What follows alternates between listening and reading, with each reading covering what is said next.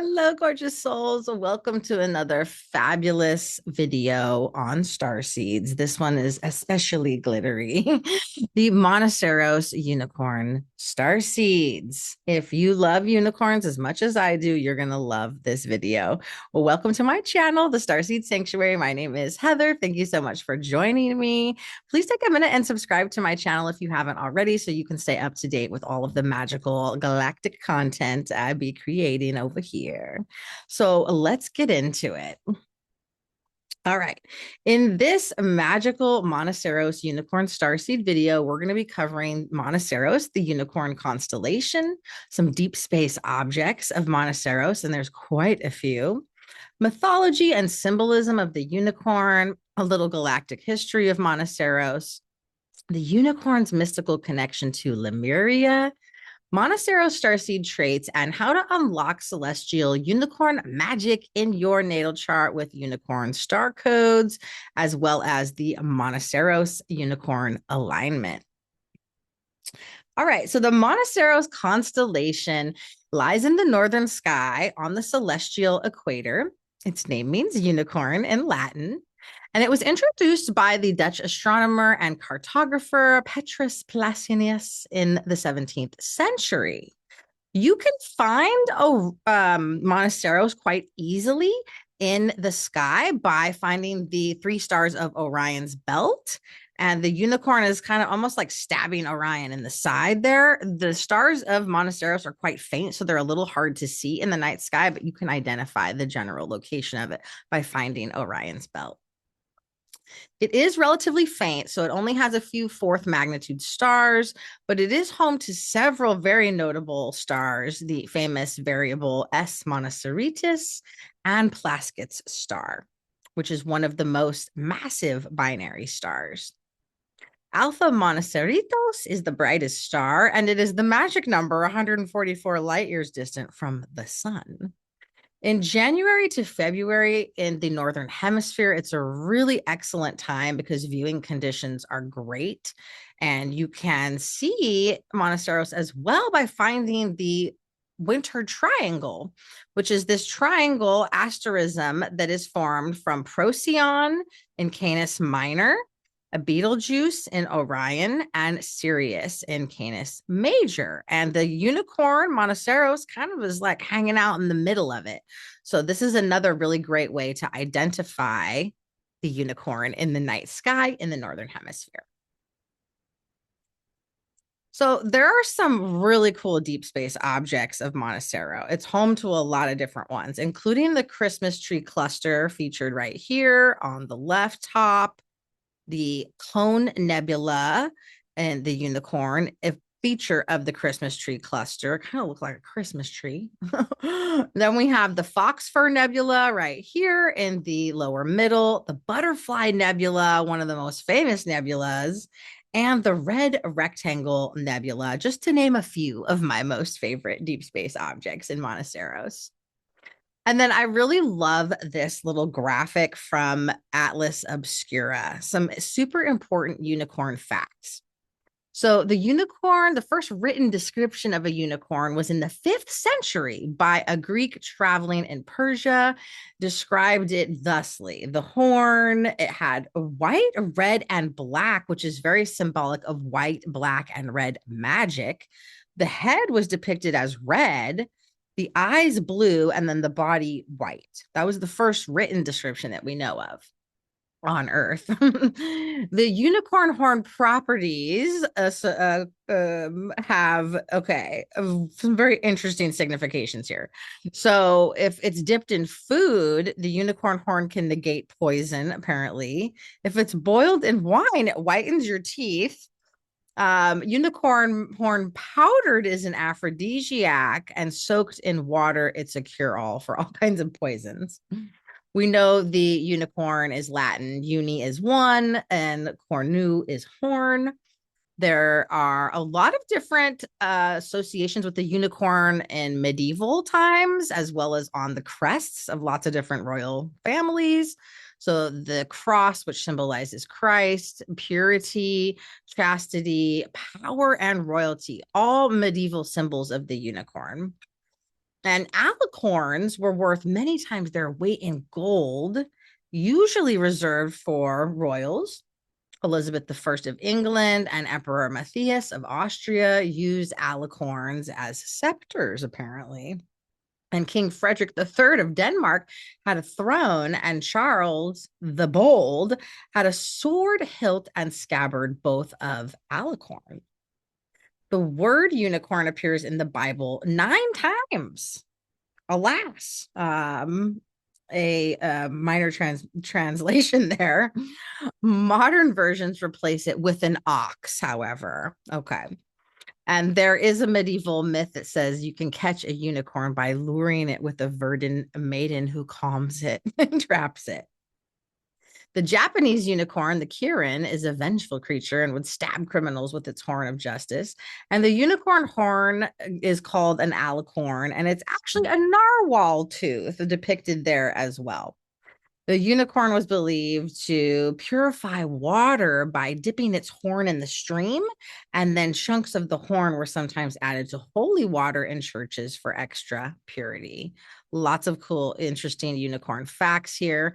And this is a funny little depiction of why unicorns fart rainbows. We have the prism horn that filters through, of course, the rainbow bunghole. So super important that you guys know about all of that. All right, so some mythology of unicorns. Many have regarded the unicorn as a mythological creature. We know unicorns are real, though.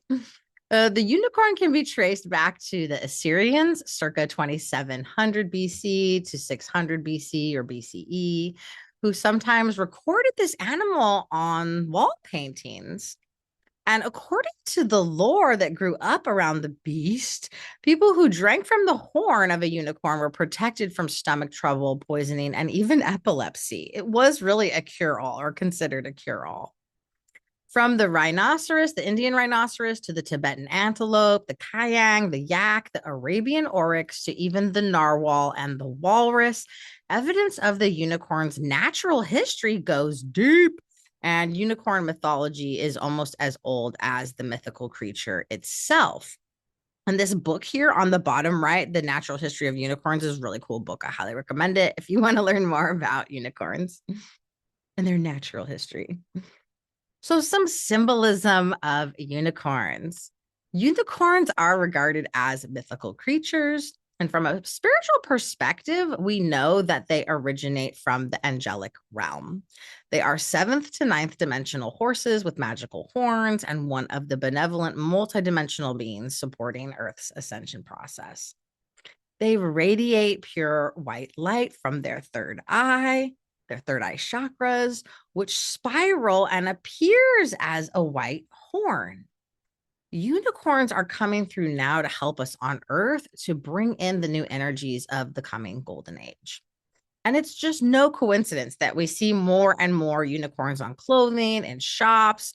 Human consciousness is evolving. We are seeing beyond the veil. We're realizing there really is no veil. Once you clear and activate your third eye, you can connect with these mystical, magical beings in many different ways. So some additional unicorn symbolism here. So unicorns are generally associated with the moon and yin or feminine energy. They're also symbolizing purity, innocence, as it's believed only a virgin with an innocent mind or a spirit could tame one.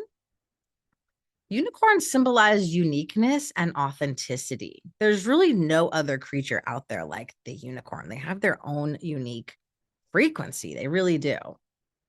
Unicorns teach us to free our inner child, to open your heart to the magic and wonders of the world. Unicorns really bring joy and help us enjoy life more.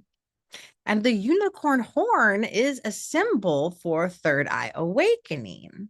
The horn is associated with activation, healing, receiving, and sending telepathic transmissions from the sixth brow chakra. Unicorns also symbolize intuition, enlightenment, higher consciousness, moving through dimensions as they do in the elemental realms and beyond, and mystical endeavors. One more super fascinating thing that I've written about before, but I really wanted to share it again. So, one more final thought here on unicorn symbolism with black hole symbolism, because hey, it's me and I love all this galactic stuff, you guys. So, the black hole has two essential components: the event horizon, which is out here, okay, and then the singularity, which drops down here. These look like the shape of a horn. It does. It looks like the shape of a horn to me. Is it upside down? Yes. Um, the inner part of the horn would be correlated with the singularity, whereas the outer edge of the horn, or like the base of the horn, would be considered the event horizon. Entry into the black hole is symbolic of decalcifying the pineal gland, aka the third eye, aka integrating the horn and traveling down through the dimensions through the white hole, the porthole, or the horn of the unicorn. And this is a depiction of a black hole here on the right. And this is a white hole, black hole, white hole. You can see the white hole looks like a unicorn horn. That is no coincidence. Okay. I don't believe in coincidences. That is a synchronicity. Yes. So is it true, perhaps, that once we activate our unicorn horn, our third eye, once we've cleared out the gunk, once we have a clear channel, we've activated that, we can actually travel through other dimensions with our horn by projecting energy outward into the quantum field and using it for multidimensional travel? Yes, it's true. That's what I believe. All right, so some galactic herstory of Monoceros. So the unicorn beings originated in the angelic realms of the Andromeda galaxy, the mother galaxy. And over time, many of them began to inhabit both Monoceros and the Perseus star systems. There are also some more malevolent beings in these star systems, like the Alcibata from Perseus, who are hybrids of Sirius B and Orion, who would sometimes cause trouble for the benevolent creatures like the unicorn beings and other elementals. The unicorns have began inhabiting Earth during the time of Lemuria, a golden age prior to the Atlantean timeline. And the Lemurians had a great desire to honor nature and planet Earth with the help of the unicorn beings.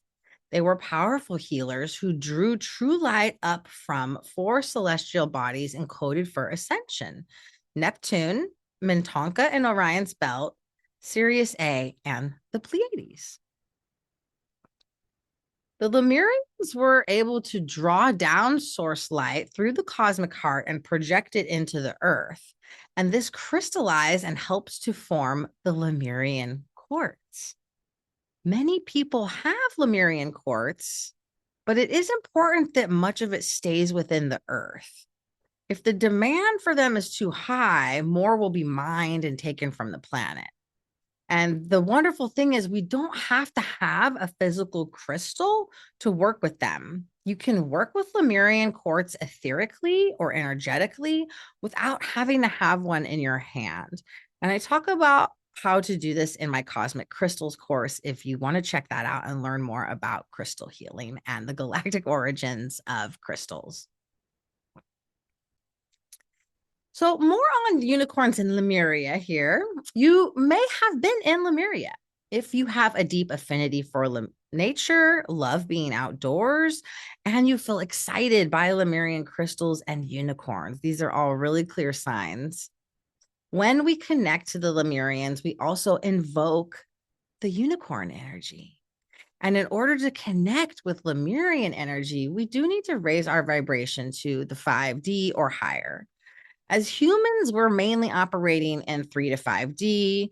In 3D, we're just a little more focused in what's right in front of us, in the physical, tangible. We can even be a little more closed off in a fear-based mindset sometimes. When we're moving more into 4D, we're waking up to spiritual truths. We're shifting how we're engaging with time. We do this in the dream realm, which, the astral realm, right? And in 5D, we're really beginning to blossom and attract things in higher realities into our lives. So Monoceros starseed traits. The traits of souls that have connections to Monoceros is going to vary somewhat widely depending on where this falls in your natal chart, depending on how ancient that incarnation was for you or more recent it was. But in general, these souls really understand the importance of having fun in all areas of life, the importance of play, of leading with your passions and pleasure, and making decisions from that space of pure joy and happiness. Now, I know we can't make every decision from a place of that, but when we can see it through that lens, it really does support us and help us significantly. Monoceros starseeds are fierce and wild. They cannot be captured by force, nor do they want to. There's definitely an alluring, almost mysterious quality to them. They're highly intuitive, high vibrational, very creative and artistic, deeply connected to sacred sexuality.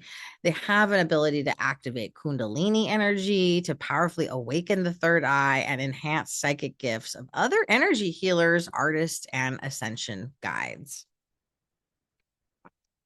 So, Monoceros unicorn starseed markings and codes. Let's get into it. So get your natal star chart out if you have one. If you don't have one, you can get a free one on astro.com or the Time Passages app, or both great free resources. You're going to need your exact time of birth and all of your other birth data, location, date, and all of that. You plug it in, and then you'll get the wheel with the degrees that's going to help you. We're going to cover in the next slide the degrees of Monoceros, but I also just want to point out that if you have strong connections to Lemurian energy, any of the Lemurian asteroids that I went over in one of the asteroid astrology videos, that would definitely also apply as a unicorn marking or star code. But let's get into the Monoceros star codes. Okay. So if you have any natal star chart placements within 1 to 2 degrees of these stars, you absolutely have connections to this galactic family. And I've included the tropical zodiac unicorn codes and the sidereal zodiac unicorn codes. Both of these are accurate. If you have a conjunction to a planet in your natal chart in tropical, you're also going to have that conjunction in sidereal, but what will shift is the zodiac sign. So both of these will apply if you have connections in either system. We really look at the tropical zodiac a little bit as kind of like your third dimensional avatar in a way. It helps to code your current personality in this current incarnation. It helps us to navigate three-dimensional real world IRL situations. The sidereal zodiac is based on updated true sky coordinates, so it's slightly more accurate in some ways and more higher dimensional. So you can kind of play around with both. And if you're not familiar at all with the sidereal, you can just stick to the default tropical zodiac for now. I teach extensively about how to utilize both of these different systems concurrently for your highest good in my Starseed Astrology for Beginners course. So you can definitely sign up for that if you want to go even deeper. Okay, so tropical zodiac unicorn codes. First up, we have Gamma Monoceri at approximately 4 degrees of Cancer, Epsilon Monoceri at 6 degrees of Cancer, Beta Monoceri at 8 degrees Cancer, Plaskett star, that very famous binary star, at 10 degrees of Cancer, Delta Monoceri at 19 degrees Cancer, Alpha Monoceri, the brightest star in Monoceros, at 29 degrees of Cancer, and Zeta Monoceri at 5 degrees of Leo. Now, see if you have any planets or luminaries around 1 or 2 degrees of any of those stars. You're really going to be looking at Cancer placements and early degrees of Leo for the tropical zodiac. That is a clear indication that you have a past or parallel life connection to Monoceros, to the unicorn. You also want to make note of what house this falls in, because that's going to show you the area of your life that the unicorn energy is most easily accessed or most influences that part of your life. Okay. Then we have the sidereal zodiac unicorn codes. Those fall at 10 degrees of Gemini for Gamma Monoceros, Epsilon Monoceri at 12 degrees Gemini, Beta Monoceri at 14 degrees Gemini, Plaskett Star at 15 degrees Gemini, Delta Monoceri at 25 degrees Gemini, Alpha Monoceri at 5 degrees Cancer, and Zeta Monoceri at 11 degrees of Cancer. So comment below and let me know in the comments if you guys have any conjunctions to this star system. I mainly do focus on just conjunctions for my YouTube channel because I don't want to overly complicate it for people that are new to starseed astrology or not that familiar with their natal chart. But you can also look at oppositions and trines, as well as squares. Again, we'll get into all of the details of that in my starseed astrology course linked below. All right. Next up, we have the Monoceros alignment. So in the northern hemisphere, the sun is going to be conjunct the Monoceros constellation from June 25th through July 28th. Monoceros will be more visible in the day sky. So the conjunct or direct alignments with the sun are going to be better for daytime meditation. You're going to be absorbing star codes through the portal of the sun that are light codes. And it's a great time to really like do some sun gazing, do some sunbathing, clearing up the third eye or the crown chakras, activating any dormant gifts and abilities on that day, on those days. Then we have the opposite alignment with Monoceros, where it's more visible in the night sky in the northern hemisphere. Great time for stargazing, for healing any blocks, barriers connected to your third eye, clearing stuff up. Healing is really prominent and shadow work is really prominent during the opposite alignments when we're working with the night sky and the star codes. And the opposite alignment of Monoceros happens December 25th to approximately January 28th. These dates will be reversed if you're in the southern hemisphere. So if you're in the southern hemisphere below the equator, the sun is going to be opposite Monoceros June 25th through July 28th, approximately, and it will be direct with the sun December 25th through January. Okay, and a few other notes here. So how to utilize the Monoceros alignment aside from doing some sun gazing, right? When it's direct, doing some stargazing from when it's opposite. Well, we want to take the advice of the unicorn to really optimize the Monoceros alignment. So stick out from the crowd, baby. Take a stab at new things. Get to the point and save some time. Just throw some glitter on the problem and go dancing. Even better, dancing in the forest. You're going to feel better after. You're going to be a better problem solver after. It's okay to toot your own horn a little. Honka honka, okay? Your horn is actually the awakening and integration of your third eye, your literal magic wand. So treat it with extra tender love and care, extra TLC. It's never too late to become a living legend, baby, and make your life so magical. Even unicorns have a hard time believing it. We did not just come here to pay bills and grind and do laundry, right? We came here to be magical, multidimensional beings and to shoot rainbows and glitters out of every orifice. So that is really what the Monoceros alignment is all about. And I'm here for it, baby. So here for it. All right, here's some resources, some citations from where I pulled this information. The Constellation Guide, the Atlas Obscura was another one. The Natural History of Unicorns, great book. Alora's Angels, hundreds of starseed astrology and Akashic Records readings, and my own personal experience with my unicorn spirit and star guide, one of my magical power animals, and I love unicorn energy. It's so good. It's so good. All right, guys, thank you so much for watching. Be sure to check out the Lemurian Unicorn Activation Meditation. I'll be dropping that in the meditation playlist on YouTube, so you can check that out. And make sure to sign up for Starseed Astrology for Beginners course to master your entire celestial lineage. Linked below. Thank you, guys. Sending you so much love, glitter, and rainbows.